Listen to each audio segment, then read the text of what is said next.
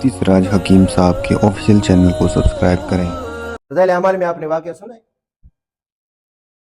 پھر ایک مرتبہ خواب دیکھا، پھر اس کے بعد آ گئے مدینہ منورہ میں، اور میں نے آپ کو یہ کہا کہ آپ صلی اللہ علیہ وسلم 28 سفر میں سر میں تکلیف ہوئی اور اس کے بعد بیماری کا سلسلہ شروع ہوا۔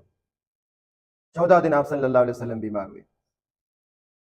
روایت کے اندر آتا ہے کہ جب ایک آدمی کا انتقال ہوا، آپ صلی اللہ علیہ وسلم اس کے کفن دفن سے فارغ ہو گئے۔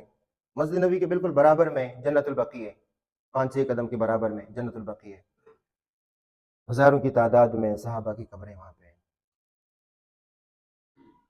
جنت البقیع میں آپ صلی اللہ علیہ وسلم نے ایک بندے کی تدفین سے فارغ ہونے کے بعد جب گھر تشریف لائے تو بی بی عائشہ رضی اللہ تعالیٰ عنہ کہنے لگی، اللہ کے نبی میرے سر میں درد ہے۔ تو آپ صلی اللہ علیہ وسلم نے فرمایا، واہ راسا ہو، میرے سر میں بھی تکلیف ہو رہی ہے، میرے سر میں بھی درد ہو رہا ہے۔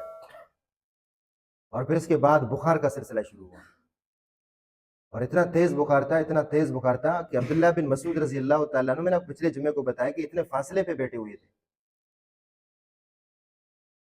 تو عبداللہ بن مسعود رضی اللہ تعالیٰ عنہ اس فاصلے میں بھی بخار کی شدت محسوس کر رہے تھے۔ تو عبداللہ بن مسعود نے کہا، اللہ کے نبی کہ آپ کو بھی بخار ہوتا ہے؟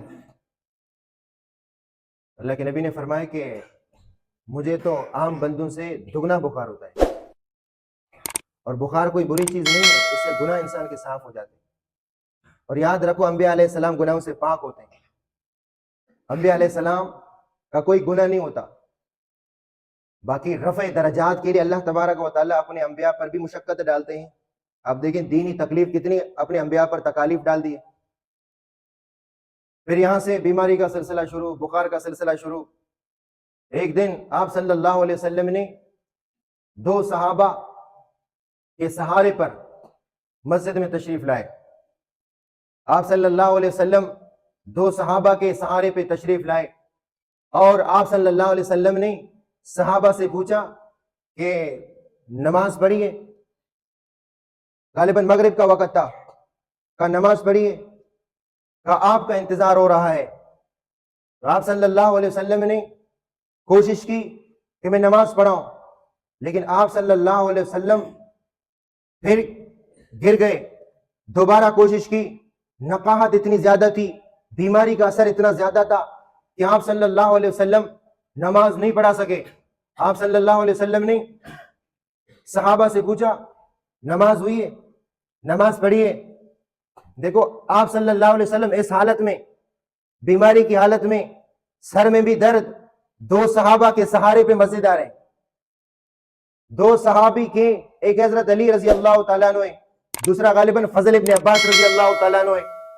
تو آپ صلی اللہ علیہ وسلم نے پھر جب وضو فرمایا، وضو فرمانے کے بعد پھر صحابہ سے پوچھا، بلکہ ایک روایت کے اندر آتا ہے اللہ کے نبی نے فرمایا کہ 7 کنووں کا پانی میرے پاس لے کر آؤ، 7 کنووں کا پانی میرے پاس لے کر آؤ، اور اس جن مشکیزوں میں پانی لاتے ہو ان مشکیزوں کا منہ کھولو نہیں، رسی کے ساتھ باندھ لو، میرے پاس لاؤ۔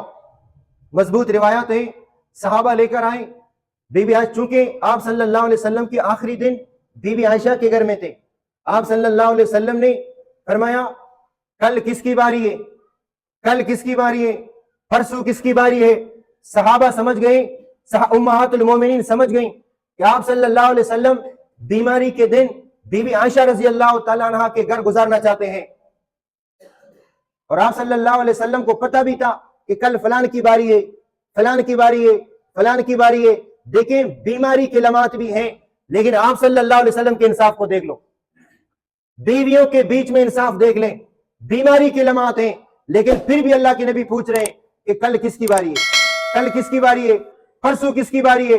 آپ صلی اللہ علیہ وسلم کی باقی بیویاں سمجھ گئیں کہ آپ صلی اللہ علیہ وسلم بیماری کے دن امی عائشہ کے گھر گزارنا چاہتے ہیں۔ تمام بیویوں نے اجازت دی، اللہ کے نبی ہماری باری ساقط ہے، آپ ان دنوں کو بی بی عائشہ کے گھر میں گزاریں۔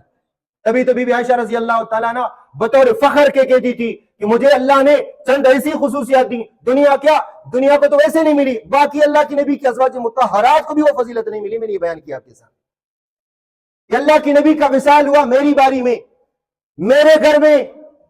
اور اسی طرح فرمایا کہ بین سحری و نہری، جب اللہ کے نبی کا وصال ہوا تو آپ صلی اللہ علیہ وسلم کا سر مبارک میرے سینے پہ رکھا ہوا. اور قبر مبارک بھی کہاں پہ ہے؟ بی بی عائشہ کے حجرے میں، کہ جہاں پہ انبیاء علیہ السلام کا انتقال ہوتا ہے تو تدفین بھی اسی جگہ پر ہوتی ہے، آرام بھی اسی جگہ پر فرماتے ہیں. اللہ کے نبی کا وصال بی بی عائشہ کے حجرے میں تو تدفین بھی وہیں پہ. تو فرمایا کہ ابھی دیکھو آپ صلی اللہ علیہ وسلم کے بیماری کے لمحات ہیں، پھر بھی اپنی بیویوں سے اجازت لیں. اور ہم تو تگڑے، بالکل فٹ فاٹ. ابھی تو قرآن مجید میں اللہ تبارک و تعالیٰ فرماتے ہیں اگر آپ انصاف نہیں کر سکتے ہو تو ایک بیوی رکھو. وَأَلَّا تَعْدِلُوا فَوَاحِدَةً، حدیث پاک میں آتا ہے جو بیویوں کے درمیان انصاف نہ کرے قیامت کے دن وہ آئے گا اس حال میں اللہ کے حاضر ہوگا کہ اس کا آدھا در سوکھ چکا ہوگا، فالج زدہ ہوگا. ایسے لوگوں کو میں نے دنیا میں دیکھا فالج کا اٹیک ہوا ہے، یقین جانے. ایسے بہت سارے لوگ جو بیویوں کے درمیان انصاف نہیں کرتے. تو یہ تو ایک قدرتی بیماری ہے، لیکن اس کے لیے تیار ہونا پڑے گا. جو بیویوں کے درمیان انصاف نہ کرے چھوڑ دو اس کو، وہ اپنی زندگی کہیں اور جا کر بنا لے. تو فرمایا کہ یہ بھی میرے لیے اعزاز کی بات ہے کہ آپ صلی اللہ علیہ وسلم کا وصال میرے گھر میں، آپ صلی اللہ علیہ وسلم کا وصال ہوا بین سحری و نہری. اور یہ بھی فرمایا کہ جب آپ صلی اللہ علیہ وسلم بیماری کے دن تھے، عبد الرحمن رضی اللہ تعالیٰ عنہ آ گئے، اس کے ہاتھ میں مسواک تھا. آپ صلی اللہ علیہ وسلم نے مسواک کی طرف اشارہ کیا تو مسواک کا سرا ذرا سخت تھا. بی بی عائشہ رضی اللہ تعالیٰ عنہ کو آپ صلی اللہ علیہ وسلم نے ارشاد فرمایا اس کو ذرا نرم کر دو. بی بی عائشہ نے اس کو نرم کیا تو اللہ کے نبی بی بی عائشہ رضی اللہ تعالیٰ عنہ فرماتی ہیں اس کے نرم کرنے کے بعد وہ مسواک میں نے اللہ کے نبی کو دے دی. تو آخری جو آپ صلی اللہ علیہ وسلم کے منہ میں اللہ نے میرا لعاب ڈال دیا، میرے اور اللہ کے نبی کا لعاب اللہ نے ملا دیا آخری لمحات میں. یہ بھی فضیلت مجھے حاصل ہوئی. تو آپ صلی اللہ علیہ وسلم نے ارشاد فرمایا، بی بی عائشہ رضی اللہ تعالیٰ عنہ کے گھر میں اللہ کے نبی نے سب سے اجازت دی، بلکہ سب نے اجازت دی. اللہ کے نبی جب تک آپ بیمار ہیں بی بی عائشہ کے گھر آپ تشریف لے جائیں، ہماری طرف سے اجازت ہے. اب بی بی عائشہ رضی اللہ تعالیٰ عنہ کے گھر میں ٹب نہیں ہے نہانے کے لیے، تو کوئی تال کوئی تگاری نہیں ہے، تو بی بی حفصہ رضی اللہ تعالیٰ عنہ کے گھر سے لایا گیا اور آپ صلی اللہ علیہ وسلم اس ٹب میں تشریف فرما ہوئے. ان 7 کنووں کا پانی آپ صلی اللہ علیہ وسلم کے پاس لایا گیا اور آپ صلی اللہ علیہ وسلم کے جسم مبارک پر، جسم اطہر پر، جسم اقدس پر ڈالا گیا. اس کے بعد بخار کے اثرات کم ہو گئے، بخار کے اثرات کم ہو گئے. جب بخار کے اثرات کم ہو گئے تو آپ صلی اللہ علیہ وسلم 2 صحابہ کے سہارے پر، میں آپ کو کہہ رہا تھا کہ مسجد تشریف لے گئے. تو اس وقت آپ صلی اللہ علیہ وسلم نے ارشاد فرمایا جماعت ہو گئی، نماز پڑھیے. میں نے آپ کو یہ کہا کہ آپ صلی اللہ علیہ وسلم نے آخر میں اپنی امت کو بہترین نصیحت فرمائے، قیمتی نصیحت فرمائے. آپ صلی اللہ علیہ وسلم نے آخری لمحات میں منبر پر بیٹھ کر 2 جملے کہے، اقیموا الصلاۃ وما ملکت ایمانکم. نماز قائم کرو، اپنے ماتحتوں کے ساتھ بہترین سلوک کرو. نماز قائم کرو اور اپنے ماتحتوں کے ساتھ، نوکروں کے ساتھ، غلاموں کے ساتھ بہترین سلوک کیا کرو. آخری جملہ اللہ کے نبی کا کیا تھا؟ اقیموا الصلاۃ وما ملکت ایمانکم. فرمایا نماز پڑھیے. نماز نہیں پڑھی ہے، آپ کا انتظار ہو رہا ہے، اللہ کے نبی آپ کا انتظار ہو رہا ہے. آپ صلی اللہ علیہ وسلم نے 2-3 مرتبہ کوشش کی کہ میں جماعت پڑھاؤں، لیکن آپ صلی اللہ علیہ وسلم کو افاقہ نہ ہوا. دوبارہ آپ صلی اللہ علیہ وسلم گر گئے، صحابہ نے اٹھایا تو آپ صلی اللہ علیہ وسلم نے فرمایا ابو بکر ہیں، ابو بکر ہیں. صحابہ نے کہا ابو بکر ہیں، کیونکہ صحابہ کی کثیر تعداد تھی، قریب حضرت عمر خطاب رضی اللہ تعالیٰ عنہ تھے. صحابہ نے کہا ابو بکر رضی اللہ تعالیٰ عنہ بہت دور ہیں، پیچھے بیٹھے ہوئے ہیں. تو عمر خطاب رضی اللہ تعالیٰ عنہ کو صحابہ نے مصلی پہ کھڑا کر دیا. آپ صلی اللہ علیہ وسلم نے آواز سنی. کس کی آواز ہے؟ عمر خطاب رضی اللہ تعالیٰ نماز پڑھ رہے ہیں. اللہ کے نبی نے فرمایا یہ تو عمر خطاب ہیں، میں نے تو تمہیں کہا ابو بکر کو میرے مصلی پہ کھڑا کر دو. کیوں کہ جب تک ابو بکر زندہ ہیں اللہ میرے مصلی پر ابو بکر ہی کو کھڑا کر دیں گے. بلکہ روایت کے اندر آتا ہے عمر خطاب رضی اللہ تعالیٰ عنہ سلام پھیر دیا اور صدیق اکبر رضی اللہ تعالیٰ عنہ کو مصلی پہ کھڑا کر دیا۔ یہ جمعرات کا دن، جمعرات، جمعہ، ہفتہ، یعنی اتوار اور پیر، غالباً 17 نمازیں صدیق اکبر رضی اللہ تعالیٰ عنہ نے آپ صلی اللہ علیہ وسلم کی موجودگی میں، صدیق اکبر نے روزہ اس میں رسول صلی اللہ علیہ وسلم کی مصلی پہ جا کے پڑھائی۔ لیکن افسوس کی بات ہے، لوگ کہتے ہیں یہ مسلمان نہیں ہے۔ آج کل آپ کے ملک میں ایک طبقہ ہے جو یہ کہتا ہے کہ یہ بندہ مسلمان نہیں ہے جس کو اللہ کے رسول نے اپنے مصلی پہ کھڑا کر۔ جب یہ مسلمان نہیں ہے نا تو تم تو پکا ٹکا بھی مسلمان نہیں ہو۔ جس کو اللہ کے رسول اپنے مصلی پہ کھڑا کر دے وہ مسلمان نہیں ہوگا۔ بہرحال باقی باتیں تو میں آپ کے سامنے عرض کروں گا۔